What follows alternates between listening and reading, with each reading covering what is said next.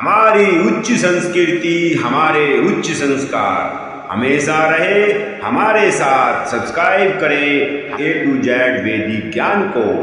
सनातन संस्कृति के महान पवित्र ग्रंथों को लेकर आ रहे हैं हम, जिन्हें आप सुन भी सकते हैं हिंदी में और पढ़ भी सकते हैं हिंदी में। अपने परिवार को सुनाएं, अपने बच्चों को जरूर सुनाएं और जरूर पढ़ाएं। ओम ब्रह्म शिव नारायणाय नमः। कैकेयी माता जो बहुत ही बुरे मोड़ पर खड़ी है और अयोध्या का नाश करने के लिए उसने मन में ठान लिया है। जब वो 2 वरदान मांगती है राजा दशरथ जी से, तो क्या कहती है? सुनो प्राण प्रिय भावत जी का, देहु एक बर भरत ही टीका। मांगहु तू सरवर कर जोड़ी, पूर्वहु नाथ मनोरथ मोरी। हे प्राण प्रिय, सुनो, मेरे मन को जो भाने वाले हैं वो दोनों वर दे दीजिए। पहले में भरत को राज तिलक दे दो हे नाथ, दूसरा वर भी हाथ जोड़कर मांगती हूं मनोरथ पूरा कर दीजिए। तो कैकेयी ने जब पहला वर मांगा, पहला वरदान मांगा, पहला अपना वर उनसे मांगा, तो जब कैकेयी पहला वर मांगती है तो उसमें देहु एक बार भरत ही टीका। भरत के लिए उन्होंने टीका मांग लिया। तो राजा दशरथ को इतना शोक नहीं लगा, इतना दुख नहीं हुआ। दूसरे वरदान में क्या कहती है? तापस वेश विशेषी उदासी, 14 बरस राम बनवासी। इतना सुनते ही राजा दशरथ को इतना दुख होता है, इतना पश्चाताप होता है, स्त्री से इतना उनको क्षोभ होता है कि वो मानो हिल जाते हैं।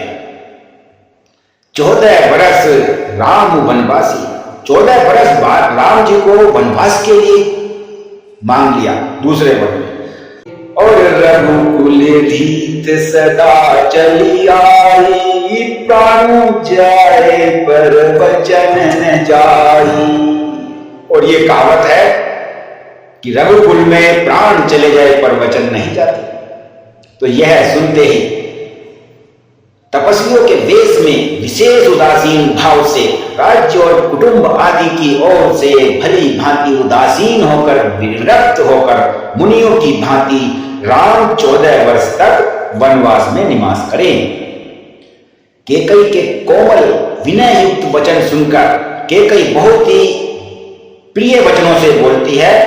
राजा के हृदय में ऐसा शोक हो गया जैसे चंद्रमा की किरणों के स्पर्श से चकवा विकल हो जाता है।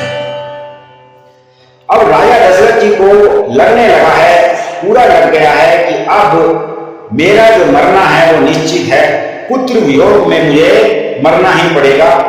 श्रवण कुमार के माता पिता का उनको वो साफ याद आ जाता है और साफ याद करके वो फिर भी एक बार बोलते हैं, लखी नरेश बात खुली साची, तियनिस मीचू शीस पर नाची। गही पद बिनय किन्ह बैठाई, चनि दिन कर कुल होसी कुठारी। राजा दशरथ जी समझ गए कि अब तो मेरा मरना निश्चित है। सचमुच ये जो सच्ची है, ये वास्तव में सच है कि अब मुझे जाना ही पड़ेगा। स्त्री के बहाने ही मेरी मृत्यु लिखी है। श्रवण कुमार के माता पिता ने जो साथ दिया था, वो पुत्र वियोग में मरने का साथ दिया था, वो अब निश्चित है। फिर भी चरण पकड़कर उसे कैकेयी के चरण पकड़कर बैठ गए और विनती की कि तू सूर्य कुल रूपी वृक्ष के लिए कुल्हाड़ी मत बन। मांगू मात अब ही देहु तो ही, राम बिरह जनि मारसी मोही। राखु राम का जय देहि भांति, नहीं ते जरे जन्म भर छाती। तू मेरा मस्तक मांग ले तुझे दे दूंगा, तू मेरे प्राण मांग ले मैं तुझे दे दूंगा, पर राम के विरह में मुझे मत मार। जिस किसी प्रकार से हो सके तू बस राम को रख ले, मैं भरत को राज तिलक दे दूंगा, नहीं तो जन्म भर तेरी छाती जलती रहे।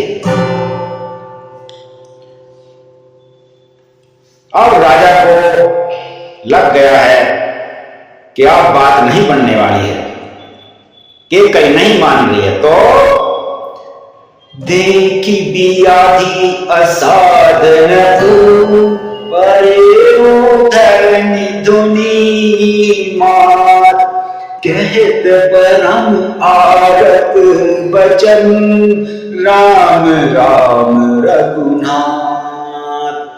अर्थात राजा ने देखा कि रोग तो ये अब असाध्य हो गया है, अब इसका कोई इलाज नहीं है। तब वे अत्यंत अंतर्मानी से बोले हा राम हे राम हे राम हे रघुनाथ, और कहते हुए सिर पकड़कर जमीन पर गिर पड़े। व्याकुल राव शिथिल सब गाता, कै निकल पत मन पाता, कंठु सुख मुख आवन पानी, जनु पाठिनु दीन बिनु पानी। और राजा व्याकुल हो गए, उनका सारा शरीर शिथिल पड़ गया, मानो हथनी ने कल्प वृक्ष बाग को उजाड़ दिया। कंठ सूख गया, मुख से बात नहीं निकल रही, मानो पानी के बिना महीना नामक मछली तड़प रही हो।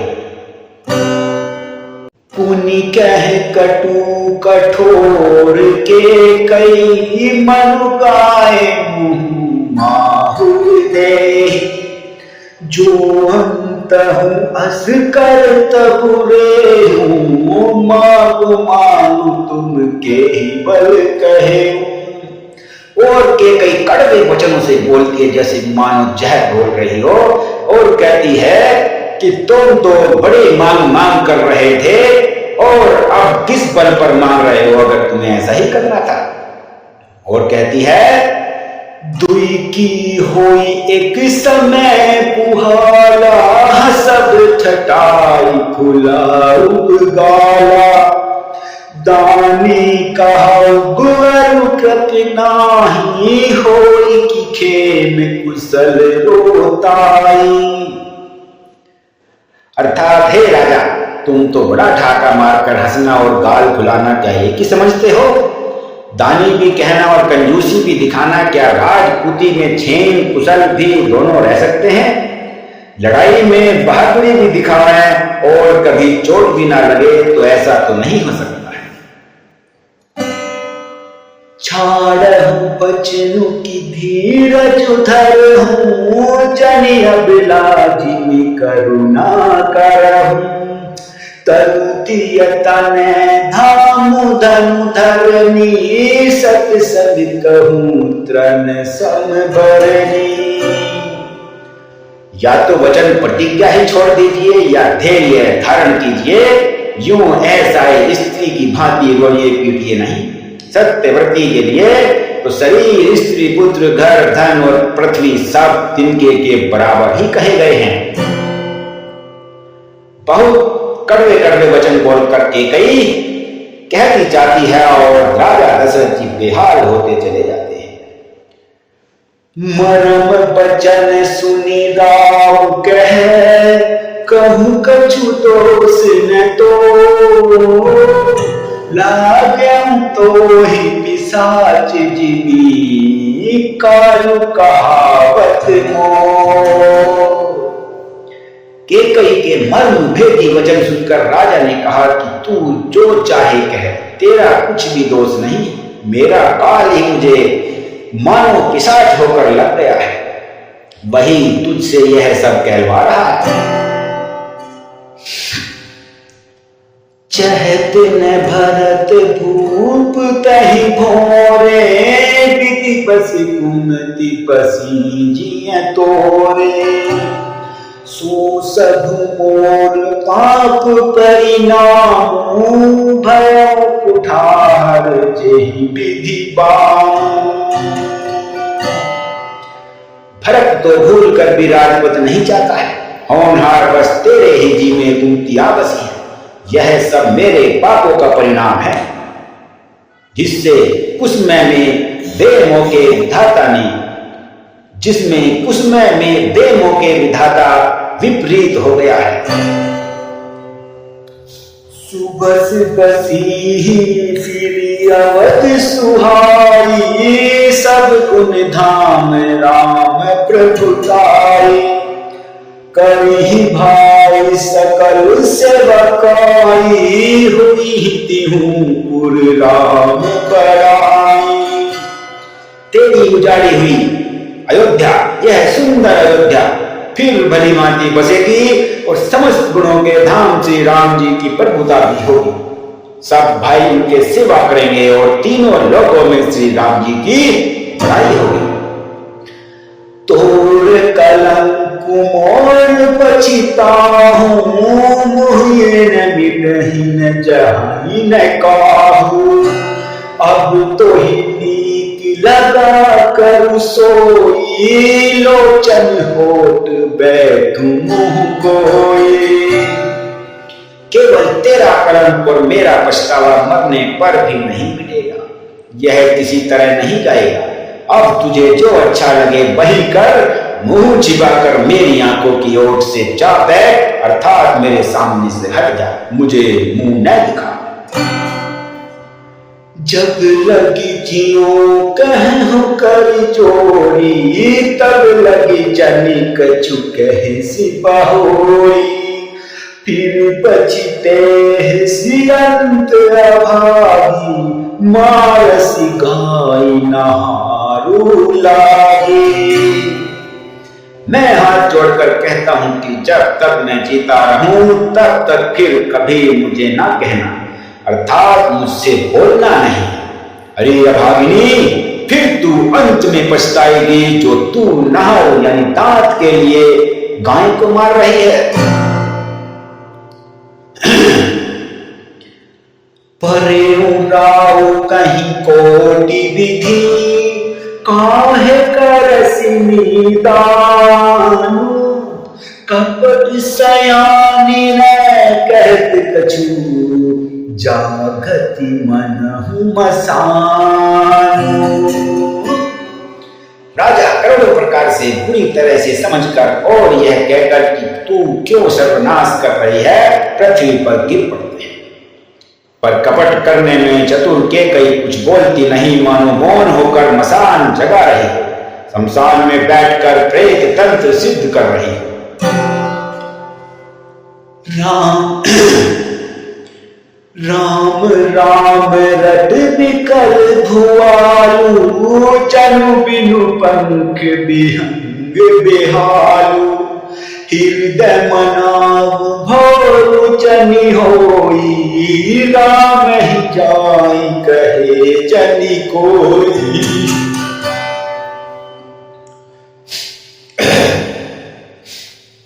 राजा राम राम रट रहे हैं और ऐसे व्याकुल हैं जैसे कोई पक्षी पंख के बिना बेहाल हो जाता है। वे अपने हृदय में मानते हैं कि सवेरा न हो और कोई जाकर श्री रामचंद्र जी से यह बात ना कहे।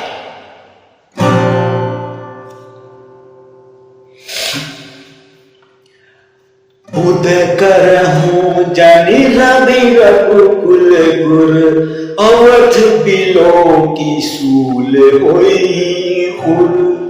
भूप प्रीति के कई कठिनाई, उभय अवधि विधि रची बनाई। हे रघुकुल के गुरु, बड़े मूल पुरुष सूर्य भगवान, आप अपना ही उदय न करना। अयोध्या को बेहाल देखकर आपके हृदय में बड़ी पीड़ा होगी। राजा की प्रीति और कैकेयी की निष्ठुरता दोनों को ब्रह्मा ने सीमा तक रच कर बनाया है, अर्थात राजा प्रेम की सीमा है और कैकेयी निष्ठुरता की है। बिल पतन पे भया हूं बिनु सारा, बिना बेनु शंख धुनी द्वारा। पढ़ी भाट गुण कामहि गायक, सुनत रखहि जनु लागहि सहायक। विलाप करते करते ही राजा को सवेरा हो गया। राजद्वार पर वीणा, बांसुरी और शंख की ध्वनि होने लगी। भाट लोग वृंदावली पढ़ रहे हैं और गवैया गुणों का गान कर रहे हैं। सुनने में राजा को वे बाण जैसे लगते हैं, अर्थात उन्हें सुनकर बहुत दुख होता है, बहुत पीड़ा होने लगती है। मंगल सकल सुहाइन कैसे, सहकामिनी विभूषण जैसे, तेहि निसी नींद पर नहीं काहू, राम दस लाल साओ छाऊ। राजा को ये सब मंगल साज कैसे नहीं सुहा रहे हैं, जैसे पति के साथ सती होने वाली स्त्री को आभूषण। श्री रामचंद्र जी के दर्शन की लालसा और उत्साह के कारण उस रात्रि में किसी को भी नींद नहीं आती है।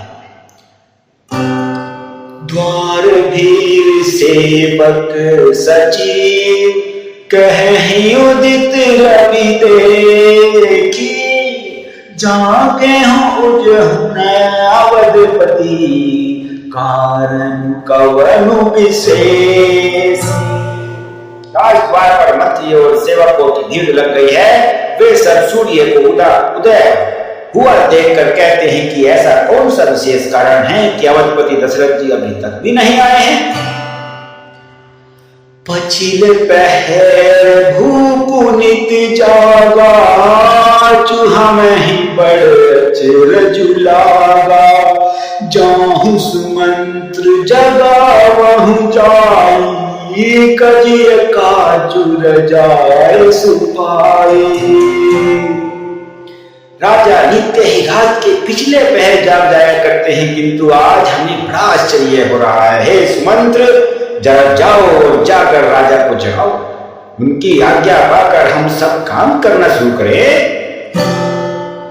गए सुमंत्र तब राउर माही, देखी भयावन जात डराही, धाई खाई जनु जाई नहेरा, मानहु विपति पिसाद बसेरा। तब सुमंत्र राव ने राजमहल में गए, पर महल को भयानक देखकर वे जाते हुए डर गए। ऐसा लगता है मानो तोड़कर काट खाएगा। ये भाग बहुत ही भाव पीने वाला है, मन को, हृदय को अंदर से ठिठुरने वाला है। मानो दौड़कर काट खाएगा, उसकी ओर देखा भी नहीं जाता है, मानो विपत्ति और विषाद ने वहां डेरा डाल रखा। ये सब सुमंत्र जी अपने मन में सोच रहे हैं और आगे चल रहे हैं और डरते डरते कदम बढ़ा रहे हैं।